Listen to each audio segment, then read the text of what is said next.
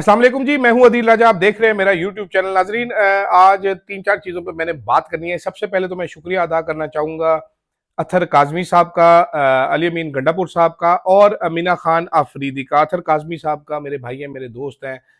उन्होंने सवाल पूछा अरशद साहब के मुतल्लिक, गंडापुर साहब को याद दिलाया। गंडापुर साहब ने फौरी एक्शन का बोला कि कोई जर्नलिज्म डिपार्टमेंट जो है वो अरशद साहब के नाम पर कर देते हैं। मुझे याद है मुराद सईद साहब से मेरी इस बारे में तवील गुफ्तगू हुई थी कि फैमिली को कुछ नहीं चाहिए, कोई मॉरल सपोर्ट नहीं चाहिए, लेकिन मैं अरशद साहब का भाई होते हुए मेरी ख्वाहिश है कि अरशद साहब का नाम चले, उनकी लेगेसी चले। जिस पर पंजाब में अनाउंस किया गया था अरशद साहब के नाम पे पूरा एक डिपार्टमेंट, और अब पेशावर में मैं ये भी चाहूँगा कि ये लोग उसमें अरशद साहब के बारे में पढ़ाएं कि किस किस्म का जर्नलिज्म किया। अरशद साहब ने अपनी जान किसी सियासत के लिए नहीं दी। अरशद साहब ने अपनी जान अपने जर्नलिस्टिक प्रिंसिपल्स के लिए दी है। क्या रिक्वेस्ट थी अरशद साहब से, क्या प्रेशर था कि जनाब रजीम चेंज के ऊपर बात ना करो, साइफर के ऊपर बात ना करो, इमरान खान की करप्शन की कहानियां बताओ। आपको याद होगा वो कॉन्फ्रेंस में अरशद साहब का मशहूर कॉल कि मुझे एक अफसर ने अपने दफ्तर में बुलाया, कहा इमरान खान की करप्शन के ऊपर स्टोरियां क्यों नहीं करते हो। मुझे उस अफसर का नाम भी पता है, आप भी उसका नाम जानना चाहते तो अरशद साहब की वालिदा की FIR ज़रूर देखिएगा। और अरशद साहब ने तब वो जवाब दिया कि जनाब मैं देख रहा हूँ, जो चीज़ें हैं वो मैं हाईलाइट करता रहूँ। और मेरा ख्याल है इमरान खान के दौर में जो one of the most critical voices थी वो अरशद साहब ही थे। बेशक LNG के ऊपर बात की हो, नदीम बाबर के ऊपर बात की हो, BRT पेशावर के ठेके देने के ऊपर बात की हो, अरशद साहब ने डॉक्यूमेंट्स के साथ ही बात की। चीनी स्कैंडल, बिजली स्कैंडल, वीट स्कैंडल, सब पर बात की। तो मैं शुक्रिया अदा करना चाहूँगा, मुझे बड़ी खुशी हुई है। और मेरा ख्याल है नौजवान सहाफ़ियों को ये बताना चाहिए जनाब के जर्नलिस्टिक प्रिंसिपल्स किस लिए ज़रूरी है, और साथ उनको जो जर्नलिज्म की पाकिस्तान में एक नई जहत, एक नया जॉनरा मुतारिफ़ कराया था अरशद साहब ने, उस बारे में ज़रूर पढ़ाएँ कि किस तरीके से सहाफ़त, दस्तावेज़ी सहाफ़त की और तहकीकाती सहाफ़त की जाती है। अब आगे चलते हैं जनाब, 3 टॉपिक्स पे बात करनी है। एक तो पहले तो बात करते हैं जनाबे वाला सेनेटर जो रिपब्लिकन है जो विल्सन साहब, उन्होंने पाकिस्तान डेमोक्रेसी एक्ट अब मुतारिफ करवा दिया है। इसके की पॉइंट्स क्या हैं, ये हम काफ़ी अर्से से सुन रहे थे। इस पे क्या की पॉइंट्स है वो मैंने शॉर्ट फॉर्म में समरी तैयार की है आप लोगों की आसानी के लिए। उन्होंने कहा है जी जनाब कि पहले तो रेस्टोरेशन ऑफ डेमोक्रेसी है कि यूएस की पॉलिसी होगी कि डेमोक्रेसी रिस्टोर करें, ठीक है। उसके बाद सिविलियन लेड डेमोक्रेसी, उसके बाद उन्होंने कहा जी mandate 30 day review to determine the imposition of sanctions of Pakistan army chief Asim Munir for alleged involvement in the wrongful detention and imprisonment of Imran Khan, blah blah blah. Comprehensive review of Pakistani generals, government officials and their families to evaluate the eligibility for sanctions related to human rights abuse, यानी कि वो पाकिस्तान के सरकारी अफसरान, आप आसान अल्फाज में कह लें, उनके ऊपर रिव्यू करेगा कि इनके ऊपर सैंक्शंस करे। अमेरिका इससे पहले पाकिस्तान के ऊपर सैंक्शंस लगा चुके हैं, मुल्कों के ऊपर सैंक्शंस लगा चुके हैं, लेकिन जो पाक पैक था वो इस बार पुश कर रहा था कि जनाब सैंक्शंस लगानी है अगर तो पर्सन स्पेसिफिक लगाइए ना, पूरे मुल्क पे क्यों लगाते हैं, हम पे जुल्म क्यों करते हैं। अब होगा क्या, ये बिल अब सबमिट हो गया जी, फॉर्मली इंट्रोड्यूस हो गया हाउस ऑफ रिप्रेजेंटेटिव्स में, बिल नंबर इसको मिल गया। अब ये बिल जाएगा रेलिवेंट कमेटी में, ये जाएगा, ये वाला जो बिल है ये हाउस फॉरेन अफेयर्स कमेटी में जाएगा। कमेटी बिल को रिव्यू करेगी, फिर अमेंडमेंट्स करेगी, फिर कमेटी वोट करेगी। जब वोट हो जाएगा, पास हो गया, तो ये फुल हाउस में जाएगा।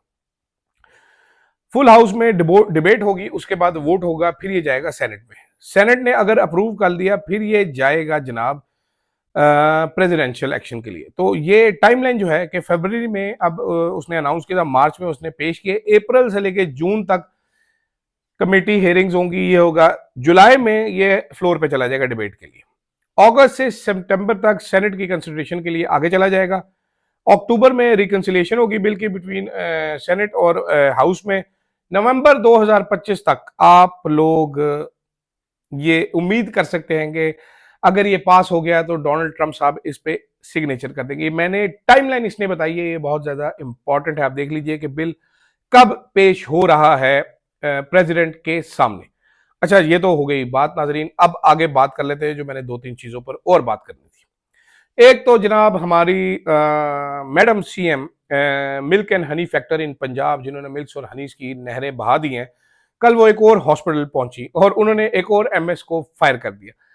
पता नहीं हमारे हुक्मरानों को क्या पागलपने हैं, चलती हुई आ रही हैं, भाग रही हैं, ये क्या पड़ा हुआ है, ये क्या पड़ा हुआ है, ये ऐसे। आप किसी भी, मैं सीएम के दफ्तर में घुस जाऊं तो 10 चीजें मैं बता दूं कि मैं ये क्या पड़ा हुआ है यार, स्टेपलर ऐसे रखी थी, ऐसे रखते। उसके बाद एमएस की कुर्सी पे चढ़कर बैठ जाती है। बीबी, ये कुर्सी अर्न की जाती है, दिस प्रिविलेज इज अर्नड। आप किसी डॉक्टर की कुर्सी पे बैठना चाहते हैं, आप किसी इंजीनियर की कुर्सी पे बैठना चाहते हैं, किसी प्रोफेशनल की, आप किसी जर्नलिस्ट की कुर्सी पर भी बैठना चाहते हैं, आपको अगर वो ऑफर नहीं कर रहा, do not seat.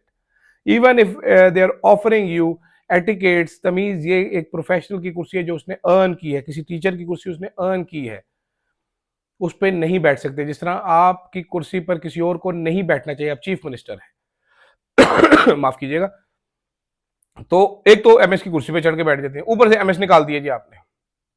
Pakistan worst affected है इमिग्रेशन से इस टाइम पे दुनिया में, और मजदूर नहीं जा रहे, माली चपड़ासी नहीं जा रहे, इस बार जा रहे हैं जनाबे वाला आपके पढ़े लिखे लोग, doctors, engineers, lawyers, IT experts, computer professionals.